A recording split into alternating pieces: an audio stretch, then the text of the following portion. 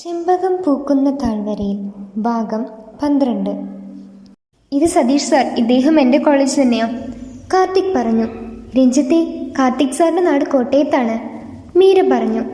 കോട്ടയത്തുള്ള സാറിനെ മീരയ്ക്ക് എങ്ങനെയാണ് പരിചയം? രഞ്ജിത്തിൻ്റെ ചോദ്യത്തിൽ അതിശയോക്തി നിറഞ്ഞു നിന്നു. കാർത്തികിനെ പരിചയപ്പെടുത്തിനെക്കുറിച്ചും സൗഹൃദത്തിലായതിനെക്കുറിച്ചും മീര രഞ്ജിത്തിന് പറഞ്ഞു കൊടുത്തു. എന്നിട്ട് ചായക്കടയെക്കുറിച്ച് നിങ്ങളെന്നോട് ഇതുവരെ പറഞ്ഞതേ ഇല്ലാട്ടോ മീരേ, രഞ്ജിത്ത് പരിഭവം പറഞ്ഞു. നീ തിരിച്ചു പോകുന്ന മുൻപ് ഒരു ദിവസം നമുക്ക് എല്ലാവർക്കും കൂടെ പോകാം, മീര രഞ്ജിത്തിനെ സമാധാനിപ്പിച്ചു. താലമെടുക്കുന്നവരുടെ ശ്രദ്ധയ്ക്ക് നഗരപ്രദക്ഷിണം ഉടനെ ആരംഭിക്കുന്നതാണ്. മൈക്കിലൂടെ അനൗൺസ്മെന്റ് കേട്ടതും, മോനെ, നീ ഇവരോടൊപ്പം നിന്ന് നമ്മൾ ഉത്സവം കാണിച്ചു കൊടുക്ക്, ഇവർക്ക് ഇവിടെ ആരും പരിചയമില്ലാത്തതല്ലേ, രഞ്ജിത്തിന്റെ അമ്മ പറഞ്ഞു. ഇത് ഞാൻ എൻ്റെ കൂട്ടുകാരെ കൂടെ വിളിക്കാം, നമുക്ക് അടിച്ചു പൊളിക്കാം സാറേ, രഞ്ജിത്ത് പറഞ്ഞു. അല്പസമയം കഴിഞ്ഞതും താലവുമായി മീര നടന്നു തുടങ്ങി. അലങ്കാര തോരണങ്ങളുടെ വർണ്ണാഭശോഭയും വാദ്യോപകരണങ്ങളുടെ മേളവും നിറഞ്ഞ നഗരവീതിയിലൂടെ നടക്കുമ്പോഴും മീരയുടെ കണ്ണുകൾ കാർത്തികിനെ മാത്രം ആകർഷിച്ചു. കാർത്തികിന്റെ പ്രസൻസിൽ എന്തുകൊണ്ടാണ് തനിക്ക് മറ്റൊന്നും ശ്രദ്ധിക്കാൻ കഴിയാത്തത്? തൻ്റെ കണ്ണുകൾ എപ്പോഴും കാർത്തികിനെ മാത്രം തിരയാൻ കാരണം എന്താണ്? മീര ചിന്തിച്ചു. തൽക്കാലം ഉത്തരം കിട്ടാത്ത ചോദ്യമാണെന്ന് മീരയ്ക്ക് മനസ്സിലായി. അവിടെ വെച്ച് മീരയുടെ മനസ്സിൽ കാർത്തികിനോടുള്ള പ്രണയത്തിന്റെ മുട്ടിട്ട് തുടങ്ങുകയായിരുന്നു.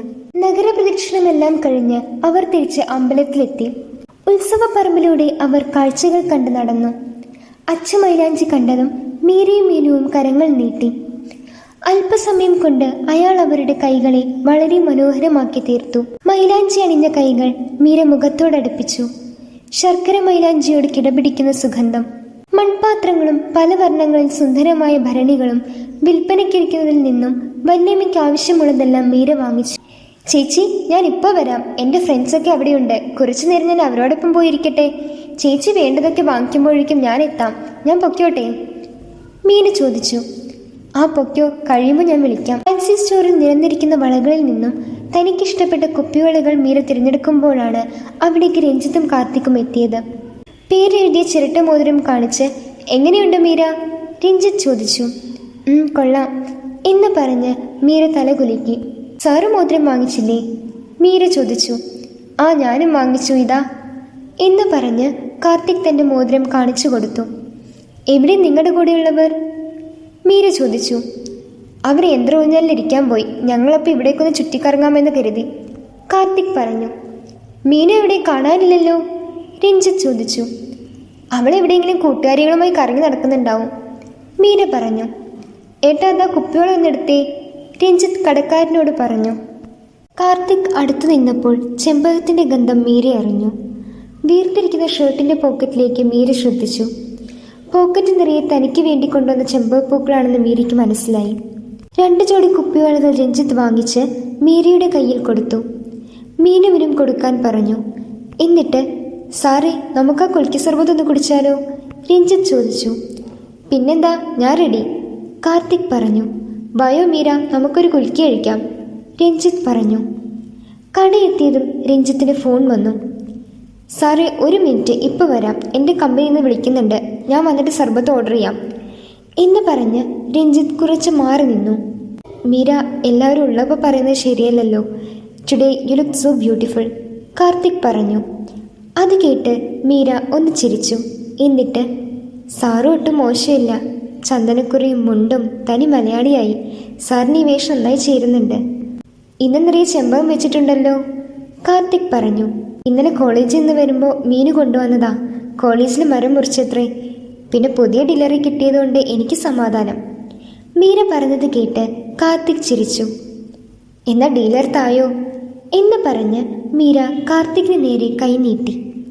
എന്തു തരാൻ, അറിയാത്ത ഭാവത്തിൽ കാർത്തിക് ചോദിച്ചു. ചുമ്മാ കളിപ്പിക്കാതെ എനിക്ക് വേണ്ടി കൊണ്ടുവന്ന ആ പോക്കറ്റിൽ കിടക്കുന്ന ചെമ്പകമിങ് എടുത്തേ, മീര പറഞ്ഞു. അത് മീരയ്ക്ക് വേണ്ടി കൊണ്ടുവന്നാണെന്ന് ആര് പറഞ്ഞു? എനിക്ക് പോക്കറ്റിലിട്ട് നടന്നൂടെ? മീരയ്ക്ക് ഭ്രാന്തുള്ളതുപോലെ എനിക്ക് ചെമ്പകപ്പൂവിനോട് ഭ്രാന്തുണ്ടായിക്കൂടെ? തൽക്കാലം സാറ് ഭ്രാന്ത് മറന്നേക്ക്, എന്നിട്ട് ആ പൂക്കൾ എനിക്ക് തന്നേ, മീര അധികാരത്തോടെ പറഞ്ഞു. കാർത്തിക് പോക്കറ്റിൽ നിന്നും ചെമ്പകപ്പൂക്കൾ എടുത്ത് മീരയ്ക്ക് നൽകാൻ നേരം, തൻ്റെ കയ്യിലൊരു പൂക്കോട് തന്നെ ഉള്ളപ്പോൾ എൻ്റെ ഈ 4 പൂക്കൾക്ക് എന്ത് പ്രസക്തി?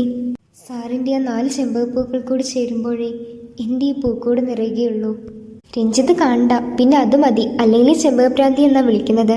രഞ്ജിത്തിനെ കുറിച്ച് പറഞ്ഞപ്പോഴാ തൻ്റെ കസിൻ ആൾ കൊള്ളാലോ, എനിക്കിഷ്ടമായി അയാളുടെ ക്യാരക്ടർ, നല്ല ബിഹേവിയർ എന്ന് പറയുമ്പോഴേക്കും രഞ്ജിത്ത് അവിടെ എത്തി. ആരുടെ ക്യാരക്ടറാണ് സൂപ്പർ? രഞ്ജിത്ത് ചോദിച്ചു.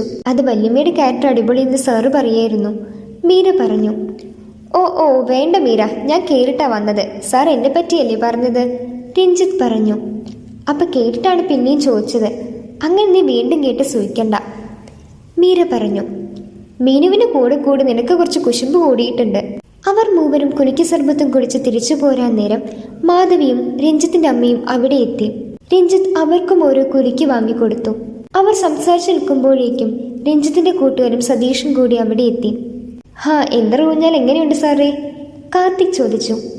അയ്യോ എൻ്റെ സാറേ, സാറ് വരാത്ത നന്നായി, അതിൽ കയറിയതും എൻ്റെ കിളി പോയി, തലയർക്കം ഇപ്പോഴും മാറിയിട്ടില്ല, സതീഷ് പറഞ്ഞത് കേട്ട് അവർ എല്ലാവരും ചിരിച്ചു. അപ്പൊ സാറേ നമുക്ക് പോയാലോ? കാർത്തിക് ചോദിച്ചു. നിങ്ങൾ പോകല്ലേ, കുറച്ചു നേരം കൂടി നമുക്കിവിടെ കറങ്ങി നടക്കാമെന്നേ, രഞ്ജിത്ത് പറഞ്ഞു. ഇല്ല പോട്ടെ, സമയം ഒരുപാടായി, വീട്ടിൽ ഭാര്യ തനിച്ചേ ഉള്ളൂ, സതീഷ് പറഞ്ഞു. കാർത്തിക്കും സതീഷും അവരോട് യാത്ര പറഞ്ഞു പോകാൻ നേരം ചെമ്പകപ്പൂക്കൾ ഭദ്രമായി സൂക്ഷിച്ച മീരയുടെ സാരി തലപ്പിലേക്ക് കാർത്തിക് ഒന്നുകൂടി നോക്കി. തുടരും. ഈ ഭാഗം ഇഷ്ടമായാൽ തീർച്ചയായും ലൈക്ക് ചെയ്യൂ. നിങ്ങളുടെ അഭിപ്രായങ്ങൾ താഴെ കമൻറ്റ് ചെയ്യൂ. കൂടുതൽ വീഡിയോസിനായി ഈ ചാനൽ സബ്സ്ക്രൈബ് ചെയ്യൂ.